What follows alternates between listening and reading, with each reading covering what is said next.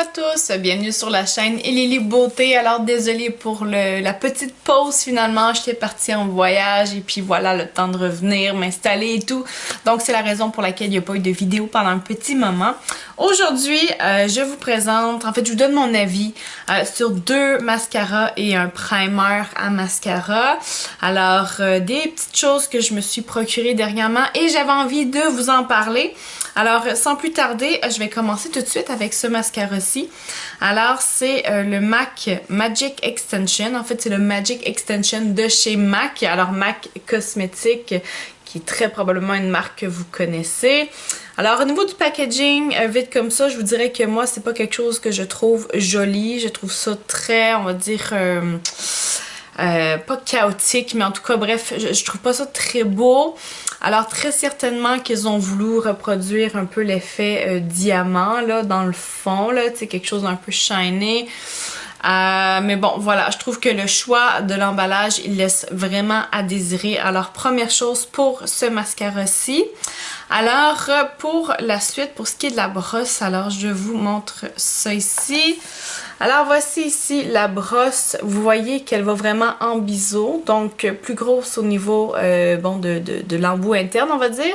Et elle va en rapetissant à l'embout externe. Alors, je vous dirais que possiblement que la façon dont la brosse est faite, c'est pour vraiment venir chercher un peu plus de précision au niveau de l'interne de l'œil, du coin interne de l'œil, des cils. Et bon, le bout plus large finalement de la brosse, ben, c'est vraiment pour venir chercher les cils du centre qui généralement ont besoin de moins de précision parce que la brosse passe là de toute façon. Alors pour ce qui est de la longueur, c'est une bonne longueur pour venir travailler sans trop passer de temps. Alors ce que je veux dire par là, c'est que puisque la brosse est quand même assez grosse, ça permet de venir vraiment englober plus de cils à la fois et donc de venir moins travailler un peu l'application. Donc moi c'est ce que je trouve au niveau de ce mascara là. Maintenant si je vous parle de la formule, c'est une belle formule, rien à dire nécessairement là-dessus. Elle me fait penser à la formule de Too Faced Better Than Sex de chez Too Faced. Donc une belle formule bien grasse, là, bien colorée, bien épaisse. Donc moi c'est ce que j'aime parce que ça fait vraiment le travail une seule fois. Donc on n'a pas besoin de venir en appliquer puis en appliquer. Vous savez, il y a des mascaras qui ont une formule un peu plus soyeuse si on veut. Donc on a vraiment l'impression que ça glisse au niveau de l'appliqué, mais on a la sensation qu'on doit venir travailler un peu plus pour appliquer la matière sur les cils. Alors je sais pas si c'est clair là. Dans ce cas-ci, c'est vraiment une formule qui est plus épaisse. Donc vraiment là, n'a pas besoin d'en mettre énormément et puis ça tient en place. Donc c'est ce que j'ai mis aujourd'hui. Alors je l'aime bien. C'est vraiment un everyday use mascara.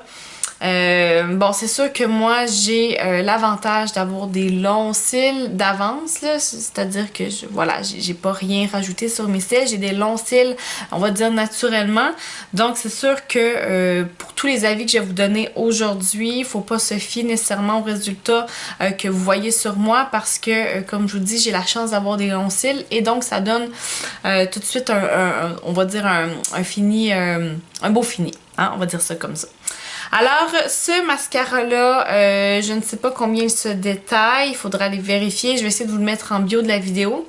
Mais, sauf le packaging, je vous dirais, qui laisse un peu bof à désirer, c'est quand même un mascara qui est très très bon, très agréable à utiliser.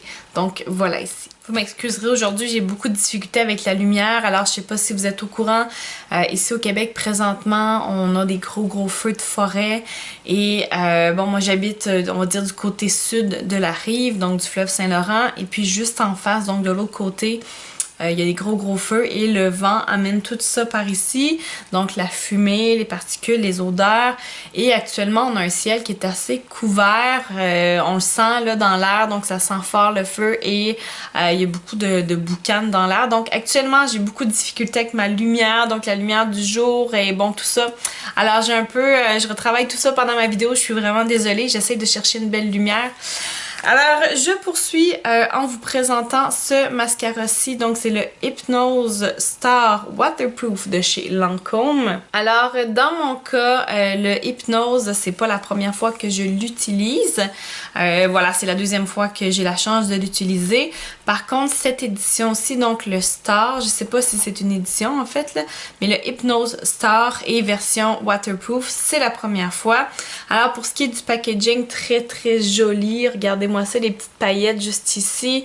Donc là-dessus, là, vraiment rien à dire. Super joli comme mascara. Donc si vous avez le Lancôme, vraiment très très beau. Là, je sais pas si ça va le refaire, mais j'ai eu un petit contretemps. Donc voilà, là la brosse, elle est... Ça, c'est un mascara qui se détaille assez cher. J'ai pas le prix par cœur, là, je pourrais vous revenir là-dessus. Mais ça fait pas tellement longtemps que je l'ai. Alors peut-être que c'est juste moi qui a eu un citron, comme on dit, hein, parce que voilà, ça arrive. Mais je vais vous le faire devant vous, là, en espérant que je vais pas en mettre de partout. Mais bon, j'y arrive pas. Mais l'embout, normalement, bon, quand vous sortez le mascara, ici, vous avez l'embout qui vient un peu comme filtrer l'excès de matière et normalement, bon, vous pouvez appliquer votre mascara sans difficulté. Mais là, voilà, il est arrivé un pépin. Alors voilà, je vous montre ça. L'embout est sorti. C'est la deuxième fois que ça me le fait. Donc, je suis très déçue. Je vais devoir rectifier le tir en allant voir où est-ce que je l'ai acheté.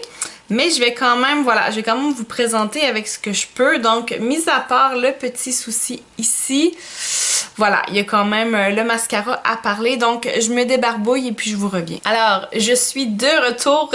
Je vous présente ici, bon, le Lancôme, alors le Hypnose Star Waterproof. Maintenant, je vous parle de la brosse ici. Alors, vous voyez, beaucoup plus courte que l'autre, un peu dans la même forme, mais je vous dirais que c'est très très fin comme brosse. Alors déjà, moi j'aime moins parce que souvent je vous parle un peu du travail de précision. Bon, moi quand c'est le temps de venir mettre du mascara, j'aime bien quand on y va rapidement. Souvent c'est la dernière étape ou c'est la seule étape dans un maquillage. Alors ça ici, cette brosse-là qui est beaucoup plus fine, demande un travail un peu plus de précision, d'autant plus que les poils de la brosse sont beaucoup plus fins. Alors, tout ça étant dit, ce que je veux vous expliquer, c'est que voilà, c'est une brosse qui demande un peu plus de finesse lorsqu'on vient appliquer. Pour ce qui est de la formule, tantôt je vous parlais justement d'une formule qui est un peu plus soyeuse. Donc celle-là est beaucoup moins épaisse que le MAC. Alors c'est une formule qui demande justement un peu plus, je dirais, d'application. Par contre, au niveau du résultat, contrairement au MAC, c'est que, bon, ce mascara-là, il vient vraiment définir chacun des cils ou presque. Alors, l'avantage d'avoir une formule qui est plus soyeuse et d'avoir un pinceau ou une brosse avec plus de précision, on va dire, c'est vraiment que chacun des cils vient être sollicité finalement et ça définit un peu plus. Alors si on veut vraiment un regard qui est éclatant, un regard qui est éclairci, c'est vraiment une super brosse pour ça. Alors, autre chose, il faut faire attention lorsqu'on achète un mascara parce que l'aspect waterproof, c'est très important. Alors, si vous êtes quelqu'un qui est souvent sous l'eau ou dans des conditions météo, on va dire, un peu incertaines, ça peut être bien d'avoir un mascara waterproof. Par contre, dans la vie quotidienne, je vous dirais que c'est un peu plus d'embarras que d'autres choses. Ce que je veux dire par là, c'est qu'à la maison, il faut vraiment être équipé en démaquillant pour le mascara waterproof. Parce que si vous ne l'êtes pas, comme moi, ce qui peut arriver, c'est que sur le long terme, en fait, lorsque vous venez vous démaquiller, ben, le mascara va rester là parce que c'est sa fonction première. Et par la suite, ben, ça peut être un peu plus difficile à faire enlever. Alors, si on n'est pas équipé. Alors, c'est mon cas. J'utilise rarement des mascaras waterproof. Alors, je pense que c'est la raison pour laquelle je n'ai pas non plus de choses à la maison pour enlever le mascara waterproof. Mais voilà, souvent, je vais en mettre, par exemple, quand j'ai besoin de rester maquillée un certain nombre de temps. Exemple, je vais vous donner un exemple, si je vais en camping une fin de semaine, où ce que généralement un peu les soins de base, pas disparaissent, mais sont moins primaires, ils deviennent plus secondaires, les soins de base. On va se laver le visage vite vite, une petite douche vite. Ben, souvent je vais mettre du mascara waterproof dans ces moments-là où ce que je sais que bon, ça va rester sur mon visage, même si je me lave le visage, j'ai pas besoin de faire de retouche, tu sais, j'en ai au moins pour 2 jours. Alors c'est un peu le genre d'occasion pour laquelle je vais porter du mascara waterproof. Voilà, on ferme la grande parenthèse. Alors, on revient à notre mascara. Alors, celui-là, il est disponible dans à peu près toutes les pharmacies où est-ce qu'ils vendent du maquillage, on va dire, haut de gamme. Au Québec, il y a beaucoup de pharmacies maintenant, là. Je pense à Jean Coutu, je pense à Pharmaprix, entre autres. Ce sont des pharmacies qui vendent toutes sortes de cosmétiques. Alors, on peut le retrouver là. Autrement, on le retrouve sur le site de Sephora. Il me semble que ça se détaille une cinquantaine de dollars, mais comme je vous dis, là, ça fait un moment que voilà, que je l'ai, ça m'a un peu passé comme ça, voilà. Moi souvent quand j'achète, je fais pas nécessairement attention à la facture, hop hop, je paye, voilà. Donc, cela étant dit, j'ai plus rien à dire nécessairement là-dessus. Je peux vous parler peut-être de l'emprise de la brosse qui est très intéressant aussi. Je l'ai pas dit sur l'autre mascara, mais c'est la même chose là. Ici, en fait, j'aime beaucoup les gros embouts au niveau des mascaras parce que je trouve que c'est plus... Voilà, on a un peu plus le contrôle sur la brosse, c'est plus facile d'application, on n'échappe pas la brosse non plus. Donc ça ici, au niveau de la tenue, c'est assez agréable aussi. Là, je vous dirais que le petit embout vient vraiment à côté. Bref, vraiment là, un superbe embout pour l'application. Dernier produit que je vous présente, alors ça a été acheté un peu par erreur. Bon, mais maintenant que je l'ai, autant l'utiliser. Alors, au départ, j'étais certaine de m'acheter un mascara de chez Laura Geller ou Geller, je sais pas trop comment on dit ça. Alors, j'achète ça, la vie est belle, j'emmène ça chez moi. Et puis hop, à un moment donné, j'ai envie de l'utiliser pour tester un peu, voir comment ça donne. Et bon, voilà, j'ouvre tout ça et puis là, je vois eyelash primer. Donc là, je fais comme OK, oups. Et bon, je suis la première à dire que je déteste tout ce qui est application 2 étapes, que je trouve ça long. C'est encore le cas.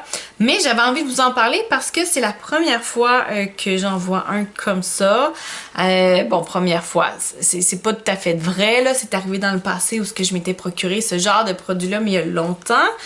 Mais je vous dirais que je redécouvre un peu ça.